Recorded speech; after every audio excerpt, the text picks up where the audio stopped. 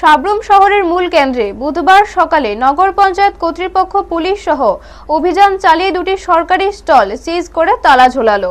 স্টলগুলোতে বকেয়া রেন্ট দেওয়া হয়নি, যদিও আগেই নোটিশ দেওয়া হয়েছিল।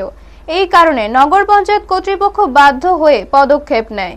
নগর পঞ্চায়েতের deputy executive officer Manojit Debbarma সংবাদ মাধ্যমে জানান, বকেয়া পরিশোধ না হওয়ায় স্টলগুলোর অ্যালটমেন্ট বাতিল করা হয়েছে এবং দোকানগুলোর তালা ঝুলিয়ে দেওয়া হয়েছে। তিনি বলেন, সরকারি সম্পদের রক্ষা ও ন্যায়সঙ্গত ব্যবস্থা নিশ্চিত করার জন্য এই পদক্ষেপ নেওয়া হয়েছে। এই ঘটনায় শহরের ব্যবসায়ী ও সাধারণ মানুষকে সতর্ক থাকার পরামর্শ দেওয়া হয়েছে, যাতে ভবিষ্যতে সময়মতো রেন্ট দেওয়া হয় এবং এই ধরনের পদক্ষেপের মুখোমুখি হতে না হয়। ব্যুরো রিপোর্ট, নিউজ তৎকাল 24।